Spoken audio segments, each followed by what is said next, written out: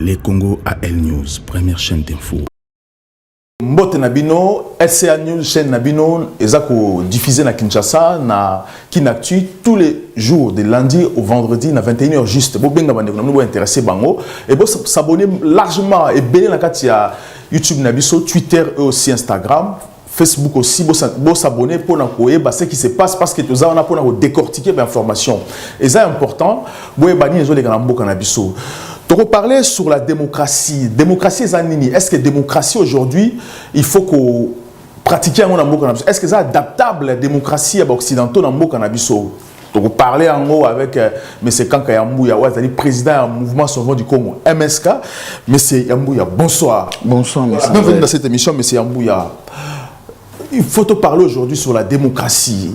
Tout le monde qui est africain, tout ça a un problème sur la démocratie. Est-ce qu'aujourd'hui, il faut te parler de démocratie dans la République démocratique du Congo? Merci, M. Andreas, pour nous inviter pour parler sur le thème de la démocratie. Et puis, dans mon livre, il n'y a pas déjà démocratie. Et puis, si partout dans le monde, surtout dans LCA, d'abord, premièrement, M. Andreas, il faut que étymologie, il y a démocratie et outil wapi et bandela wapi. Démocratie est un principe. Principe, mon a la culture politique au occidentaux bacha.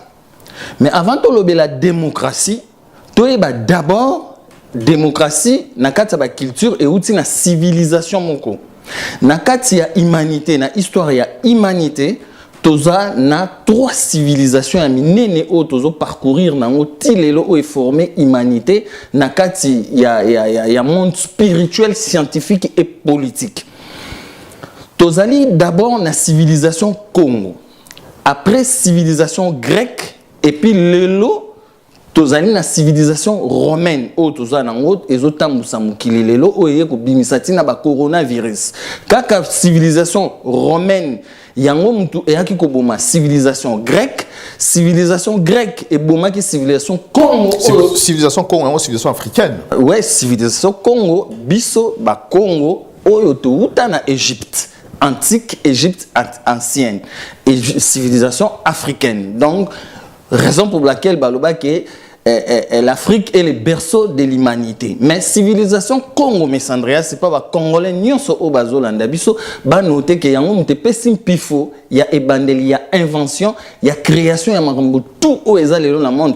Un exemple année que les loba organismes 25 organismes internationaux ba lobby que premier calcul mathématique donc mathématiques fractales donc division, multiplication, soustraction na addition et banana Congo. Donc ba biso mututo banda ba calcul mathématique on a yango le PCI ba calcul ya ba Android ba calcul aéronautique. Donc voilà na ninga na fongole un peu parenthèse on a M. Andreas pour na Congolais au Barolanda biso ba comprendre. Donc pour na ozongi selo maloba M. Andreas étymologie il y a démocratie et outil et pas il y a ba grec.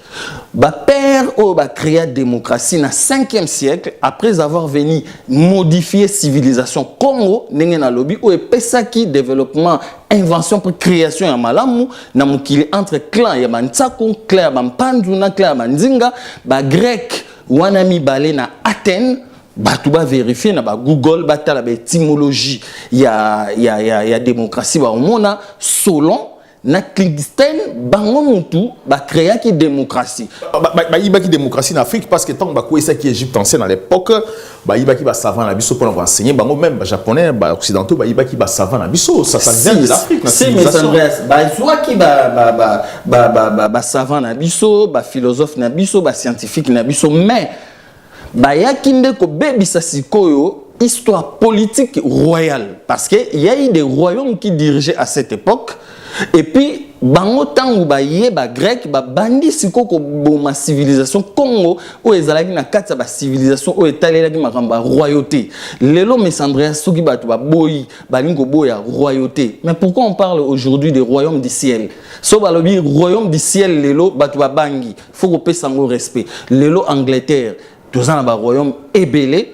mais biso mutu place makambo et bandela to koma robo yango. Donc d'où ça veut dire ba grec tant ba ko modifier ba créer démocratie par rapport à ba dette au ezalaki na Grèce, mais soko zongi na histoire avant 5e siècle au monde na royaume Congo biso ba dette wana ezalaki te parce que déjà avant 5e siècle structure sociale mo ezalaki ya ba impôt o ba roi Lukeni ba tchaki déjà o ba bande ko pesa ba peuple moyen Nzimbu. Et à cette époque, il y avait déjà culture sociale, tout ça, on fabriquait déjà mbongo avant 5e siècle. Bazalaki déjà repère sa population Nzimbu pour peuple wana soki ba yé na marché pour ba somba biloko ezaki na agriculture. D'où ba grec ba yaki ko zwa maintenant idée ya la démocratie à partir de biloko wana bango ba modifier yango na sens mabe pour na repère ça soi-disant droit na liberté et pas ba grec. Lorsqu'on parle aujourd'hui que la démocratie est en Afrique, donc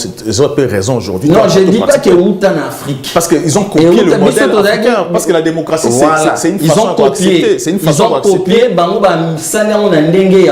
Mais parce que bon, on va définir en gros, même c'était la même chose. C'est une façon d'accepter aussi l'autre à la raison, qu'on a exprimé à la liberté à avancer. Non, mais c'est aussi la liberté. Le pouvoir royal, tu peux décortiquer tout au long de l'émission. Mais Andrea, ça va te côté na mozindo ya likambo.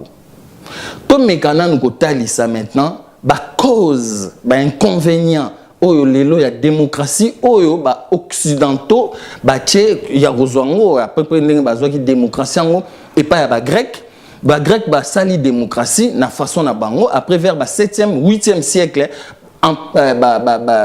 civilisation romaine et au botama en commençant par logo italien la chrétienté tout consort bango pe ba yé ko bimisa ba 10 familles ou comment ko botande ba famille Collins, famille Rockefeller, famille Dupont, famille Freeman, famille Bunti ba yé ko modifier sous démocratie na ndenge na bango ba yé ko komisa ngo suko na makambo italien ya ba vote ba yé bisi biso suko nini non pouvoir et la démocratie et pas peuple. Bah lobby démocratie, il y a séparation des pouvoirs. Wana sko ba romain mutu ba yeko sala ngobongo ba modifier.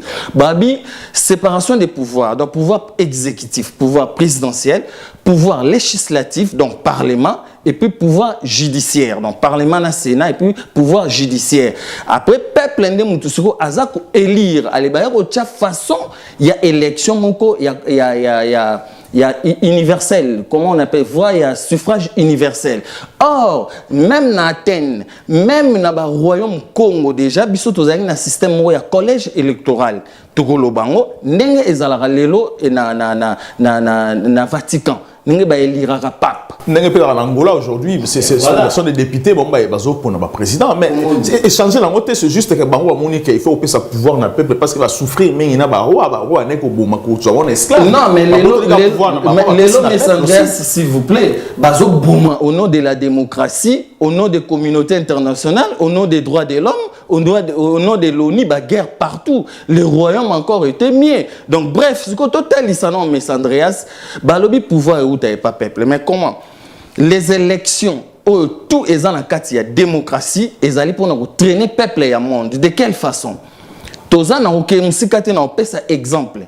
Il y a pays car il y a France à place Tozali mais Andreas na ba téléspectateurs ou bazolanda biso na kati ya démocratie eza na plus grande dictature que les quand même ba dictature ou ba bimisa ya ba Haïti na ba Afrique tout consort na ba pays mususu ya ba Europe de l'Est tout consort. Comment? Na on peut cet exemple. Élection salami na France. Balobi premier tour na ozoke musikate na ozon époque ba Chirac te ba Sarkozy te. Moi j'ai fait 18 ans en France, j'ai suivi étant que scientifique philosophe na landeli likamba démocratie bien na au monde nango c'est des mensonges pires plus que maramba royauté.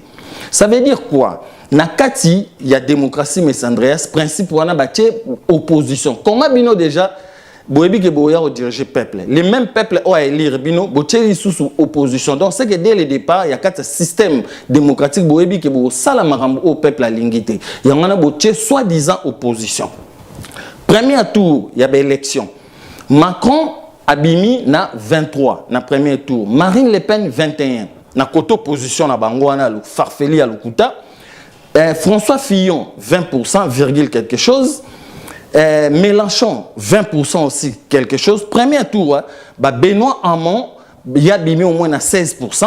Et puis bah Nathalie Arthaud, oh bah Zagina Simamsou, bah bimé à 6% tout consommé. Andreas Stock spirituellement, scientifiquement, total la place le côté et puis politiquement, il y a démocratie. Oh bah peuple congolais bah zola nabiso va comprendre que toutes les oppositions dans le monde dans le cadre de la démocratie c'est des mensonges pires.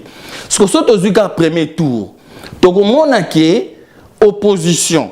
Il y a Marine Le Pen, 21%. To sangisi sous ba voix, il y a Mélenchon, nan François Fillon, il y a côté opposition et qui déjà oyo il y a Macron mutu bazo pomper na ba média pour ba tcha média pour pomper et là sabino que c'est lui. Or que en vrai dire c'est pas lui.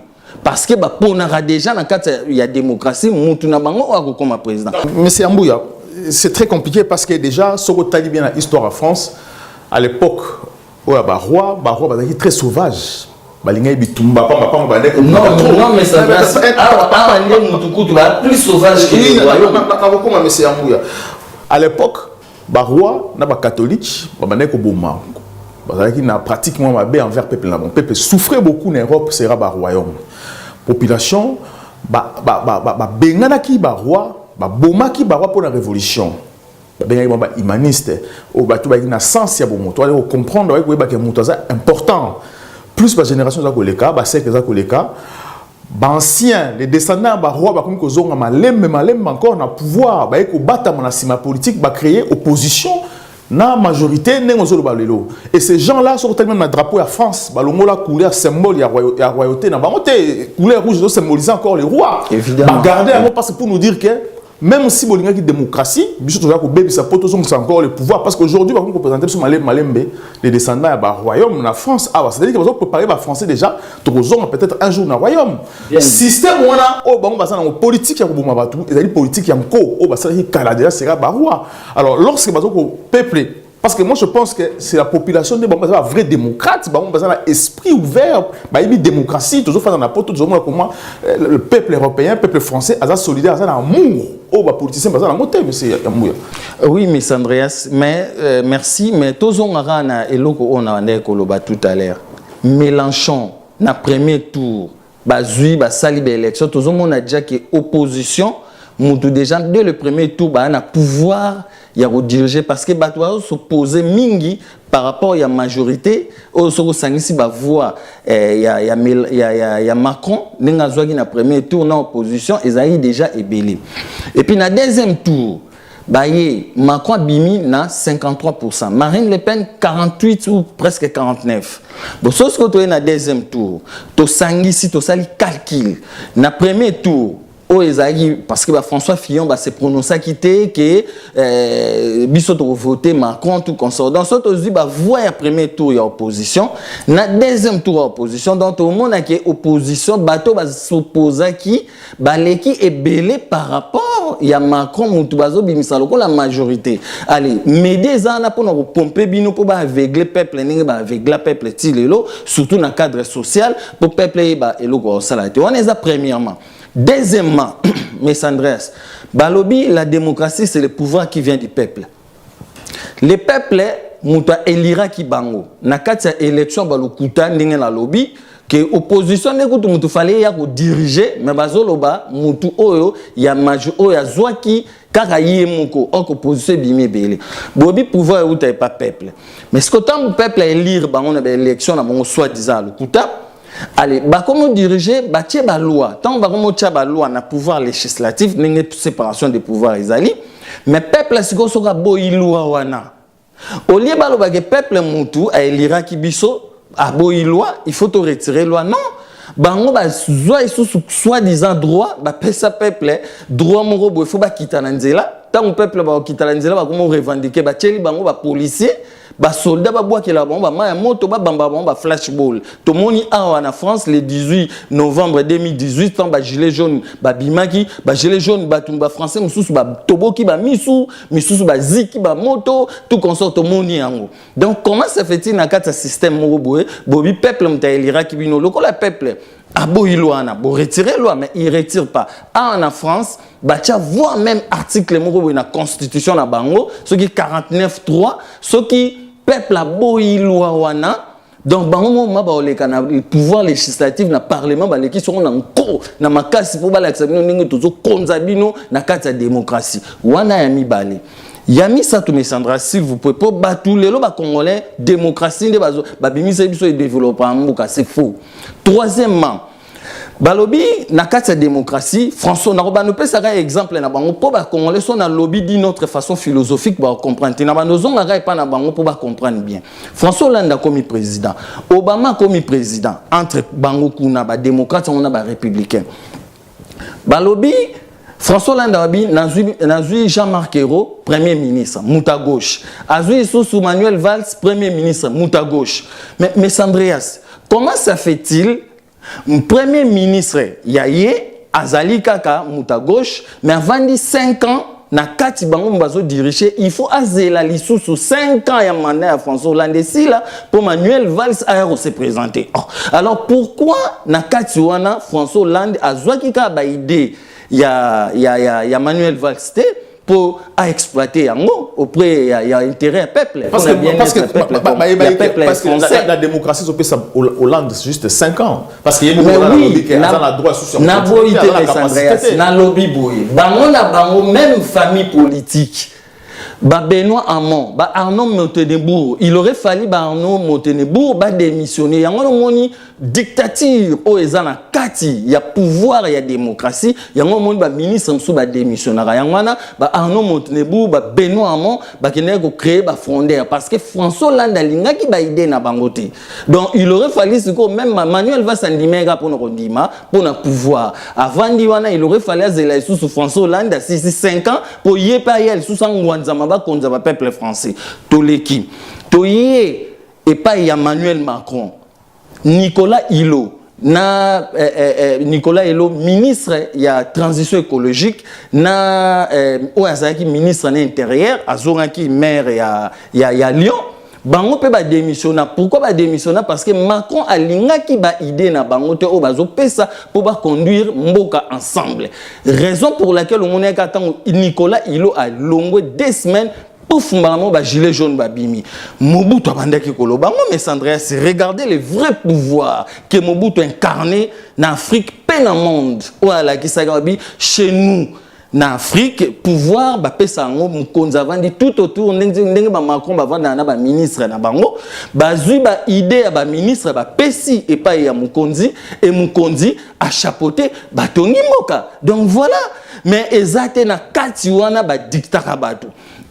Et pas il y a des démocrates, des républicains, il y a États-Unis, bango pe pareil. Mais Andreas, pour vous remettre la parole, mais tout le monde mercredi, le 6 janvier 2021, à la Capitole, tout le monde est aux États-Unis, et ça une grande leçon dans l'humanité. Il y a relaxation qui est démocratie, et ça makambouya mabe, au bison Afrique, le tokoro landangote, tricherie à l'élection, et pas soi-disant grand démocrate, Trump na Biden, ba bundi pour na pouvoir, ba leksa ki Afrique mutu eza mabe, ok, Afrique te, ozomona, bango mongo ba lakisi batu ba kufi 4, mercredi à les 6 wana. Batu ba kufi 4, aucune association Mess Andreas internationale a bimi pour récupérer aloba droit de l'homme, il fait loba ningeni batu wana ba kufi. Et l'autre côté, bisope ba noir, ba congolais sous temps particulier, to kangi maboko tozotala. Donc voilà Mess Andreas, on a beaucoup relayer un peu pour na tout au début tu vas comprendre de ce qu'on est en train de décortiquer pour la démocratie. Voilà, parce que la population européenne, il est plus démocrate que les politiciens. Les politiciens, ils descendent à roi, à catholique, ou à tout cas. Parce que ce qu'on a dans le monde, même au Congo, les politiciens et les catholiques, la religion, même. Créer des oppositions parce que le peuple a créé opposition parce que en France les gens ont droit parce que changer la loi parce que déjà un système qui s'imposer aujourd'hui. Alors lorsque le la démocratie c'est bien, c'est ça que moi je vais comprendre parce que dans Congo il y a la démocratie jusqu'aujourd'hui. À l'époque parlement la bango ya coucou voter chef tout ça. Donc ça veut dire que la démocratie est là. Alors aux hommes on a que les gens qui dirigent, sa démocratie, que la démocratie au peuple est Merci, M. Andreas. Déjà, dès le départ, le mot est démocratie. Démocratie. Moi, j'appelle ça démocratie. C'est un démon qui est en train de cracher le mal dans ce monde, dans l'histoire de l'humanité. Parce que la PC a beaucoup de démocratie. Le appelle la PC comme ya coronavirus alias Covid-19. Au monde peut pas comme côté sango partout. N'engé peut pas côté sa démocratie. Comment M. Andreas pour répondre à la question nayo que aujourd'hui il faut imposer tout modèle moko ya gouvernance selon bango. Non démocratie il y a na rappeler na ba téléspectateurs na ba congolais ba Hollanda il y a 88 sortes il y a démocratie. Oh, ils ont la monde démocratie participative, démocratie libérale, démocratie illibérale. Donc, la forme de démocratie est belée, où ils ont craché le mal le long du monde. Donc, bref, mais Andreas, tous ont un peu dans l'histoire. Ndengolo Biba roi. Après histoire traite négrière, 5 siècles passés, oh, bah, bomé la kibiso, bah, culture na biso, il y a invention puis il y a création, na histoire traite négrière. To l'andate, mais Andreas, ne bah, oh, l'acception na 19e siècle, banda quoi, bah, chaume, ça n'a jamais existé. Na histoire, il y a Congo. Avant 5e siècle, avant même 13e siècle, biso to bana ça la, bah, grande construction, il y a bah, briques. Oh, au monde de l'église catholique. Voilà, merci, M. Andreas. Ma belle argile. Ma chaume, l'acception au 19e siècle, après avoir cassé l'élan du développement culturel, social, économique et politique, dans cette invention en Afrique. Vendez le la conférence de Berlin, en novembre 1894, en février 1885, sangé le biso, kabola biso sous après malam. Tout le monde attend au Congo, Belge, du Congo. La constitution est liboso après la conférence de Berlin. La constitution est le 8 octobre 1908. Tout le monde a qui roi des Belges, roi Léopold II, diriger Congo na kata royauté. De 1908, tant que Congo Tito Koma na 1960, bazaki na pouvoir royal. Ce que dans l'histoire, makambo papa Simon Kimbangu. Depuis 1920-1921, que bazwa gouverneur moko général pour travailler, il y a noir, travailler ensemble, na roi pour na unité ya Congo belge, balinga kité na ndenge papa Simon Kimbangu lobaka ke mundela okoma moindo okoma mundele. Donc ça veut dire pour na unité ya biso ba indo na mindele biso nyonso. Baboya kisuko, qu'est-ce qu'ils ont joué dans l'histoire? Quand monito commis vers 1960, déjà 1950, bako eko bima, révélation mususu mamango papa Simon Kimbangu aloba ke Afrique ezala libéré pe Congo pe. Belge comprendre qu'en na 1950 allez au côté la biso maramba démocratie tout le monde a dit tozoa ki élection premières élections les 30 mai 1960 côté le biso pouvoir législatif parce que ils en né na bango ils en la selon style na bango parce que ba mususuté tromper ki biso mais Andreas ba tromper biso alors pourquoi diriger Congo pendant 85 ans presque un siècle dans le système, il y a pouvoir royal. Alors pourquoi? Et dans l'histoire, il y a indépendance. Mobutu azaki na Kati, bazali na Lumumba, bazali na Kasavubu. Le quoi Mobutu ayebaki marambo o ezalaki ya histoire kibo Congo. Raison pour laquelle Mobutu asalaki tout pour récupérer pouvoir, aérosala siko authenticité congolaise, azongisaki tata bo moko, école bo moko, parti bo moko, mokonzi bo moko. Mais Andreas lelo démocratie. Et même ils sont 1000 partis politiques. Mais Mobutu aussi père Zaki faux roi parce que tant le que parti il n'était pas roi. Il n'était pas il a fait une erreur parce que Alobaki Zaïre, République d'Isaïe, mais culturellement, na kata spiritualité Congo, azong saki déjà Kibu Congo, mais celle qui lui a manqué, il aurait fallu Alobara ke tozongina Congo ya ka. Pas ba Congo ya C au basa la biso na conférence de Berlin. C'est ça qui a failli à Mobutu et les social. Donc Mobutu tanga zui tata moko parti moko kolobo moko ba yo ça na constitution. Mais gestion na ezaki comment tanga diriger. Il a fait mabe, assez mabe ba tout est comme il y a. Non mais ça j'arrive. Oui, j'arrive. C'est que le monde a boya. J'arrive. Tant ba sali constitution en 1967. Mobutu a côté que Mobutu, soit président et même père, aux président de la République. Ensemble avec Manifeste de l'Antélé, que nous avons recommandé aux Congolais de Manifeste de l'Antélé, après 25 ans, le Kola Mobutu a côté ça qui pouvoir et royauté wana sous une autre façon. Chez nous, la démocratie est à la raté. Gauche de droite, parti de dictature. Non, na déjà relaxé. En France, Macron c'est un dictateur. Il y a un ministre qui démissionné.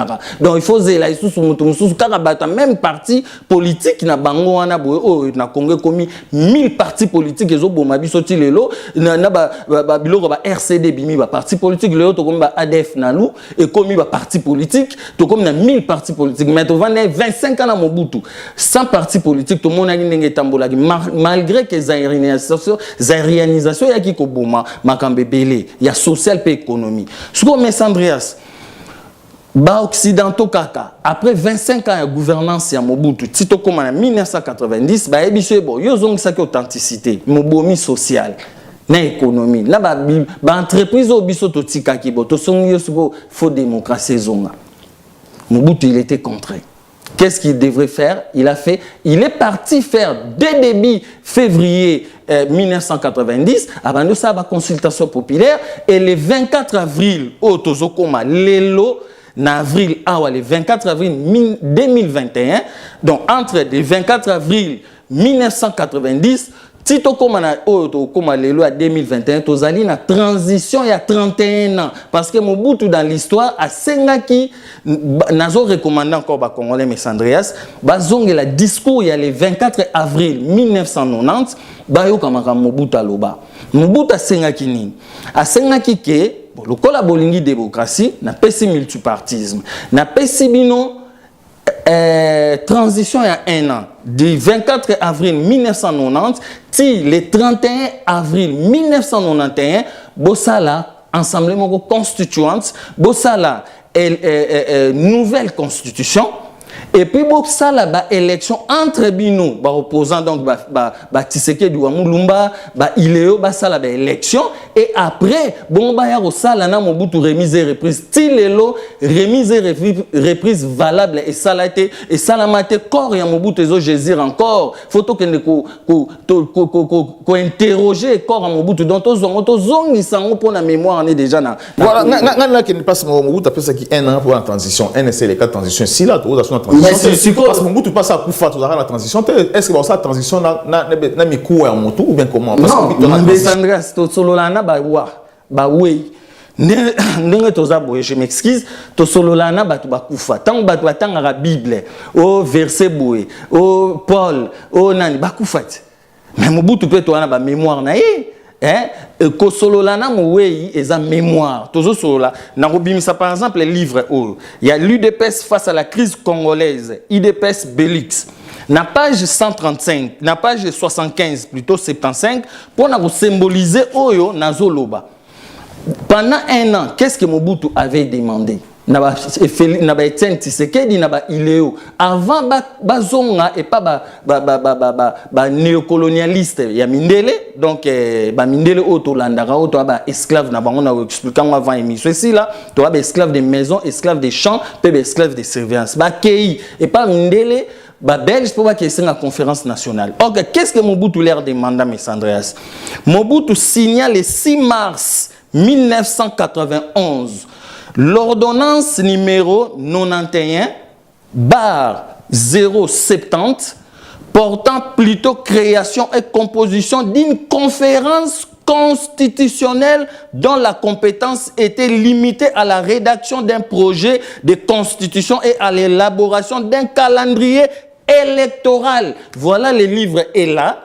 Batuba Lukango, Batanga, donc jusqu'aujourd'hui, bah, qu'on fabriquer les bisous. Au lieu de Etienne Tshisekedi balanda Mobutu alobaki, bango ba pas ba belge, ba na bango tout na ba belge, ba ça la conférence nationale souveraine. On dirait tozalaki souveraineté le 30 juin 1960 et sans oublier avant 14e siècle déjà tozalaki plus souverain que le 30 juin 1960 parce que tu as décidé na ba culture na biso, ba tradition, ba coutume, ba mœurs, ba principe pe ba valeur na biso. Donc voilà l'histoire de Mutulelo et kokanga biso Messandras.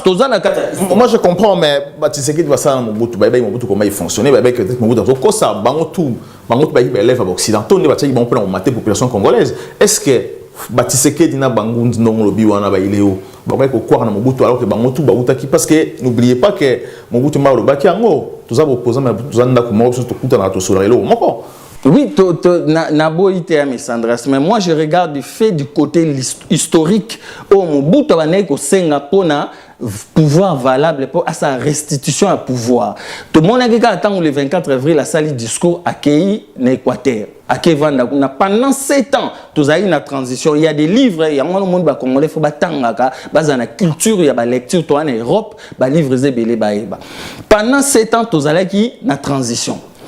Tant où tout dit Zaïre, soi-disant entre parenthèses, ça la guerre, il y a mardi, le 16 octobre 1996, attaquer Zaïre, allez, Mobutu a perdre pouvoir, tout le monde qui est pendant des exactions, l'armée Mobusienne déjà Seda qui mal payé, tout comme ça, tout le monde qui outeni ka 1, outeni ka 2, et les rares haïs dans l'histoire.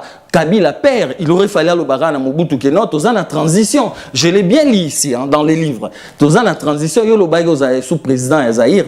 Donc yo Mobutu obimate, ozala awa tibiso to sala ba élection na entre opposition pour yo sala remise et reprise. Malheureusement, histoire et pas Laurent Désiré Kabila saisisa qui histoire té, atiki Mobutu Kimi, tant Mobutu Kei et puis en plus ce qui est grave mes Andreas dans l'histoire, Kabila père voyait bien que ba occidentaux oh yé kaka Kabila père bandère ou yana ba rwandais amoni bien que ba occidentaux oh ba lié ki na Mobutu ba refuser Mobutu visa ba ebise o chama colono awate au lieu ce qu'on y pas à la capter spirituellement mais non il a laissé Mobutu partir. Mobutu a kena na pouvoir na Maroc ba ke kunde kuna le 7 septembre 1997. Donc tilelo il faut que qu'on interroger mémoire à Mobutu. Mémoire à Mobutu faut interroger on a histoire tozong na sika o makambo ya lobaki to sala pour restitution à vrai pouvoir authentique et zonga na Congo. Mémorandum constitutionnel et ce quota et pas ya Kabila et quota donc ya Kabila fils pas Bachibala et quota et pas ya et quota pas Félix Tshisekedi bango tout ba nango ba Janine Mabunda Bantambwe Mwamba bazana ngoto wana ba preuve ya kizé des réceptions pour un changement ya constitution pour tout créer modèle ya gouvernance selon notre culture tozong sa pouvoir royal. Donc Léona Congo MSK une fois au pouvoir pour diriger Congo par un pouvoir royal central. En plus un pouvoir royal décentralisé. Torozana na ba comité populaire qui remplacé ba parti politique et qui remplacé ba ONG et qui remplacé ba association. Torozana ba conseil du quartier, Torozana ba conseil des districts, Torozana conseil territorial et puis ba conseil communaux après ensemble provinciaux nyonso to bomango na ba ministres provinciaux na Congo to na ba à peu près 300 et 400 et quelques ministres. Pour clôturer mes Sandras dans l'Obaboué na biloko on a expliqué par rapport à démocratie. Là on a démocratie biso ninge tozalaka na pouvoir otobenga kama kukumata tumalemba Congo. Donc ça veut dire pouvoir ya pyramide au en Égypte au biso ba Congo to sala. Donc pouvoir wana yango les 10 familles ba famille Collins, Rockefeller, Bounty ba récupéra ba komi sango Illuminati. Donc na sommet na biso na pouvoir Congo lelo o fezonga na Congo ezali tozana Claire Bantsaku. Claire Bantsaku ezali lokola ba komi sango Sénat lelo. Kunande il faut ba chef coutumier, ba notable, ba chef du village, tout faut ba kota kuna po ba ponaka mukonzi. Tokoro kende biso na ba voix ba suffrage universalité. Faut que na collège électoral au lieu de dépenser ma mbonga pamba na ne ba kosa biso na CENI organe moko mafia na Afrique mobimba peut proposer ba peuple africain et puis biso na Congo.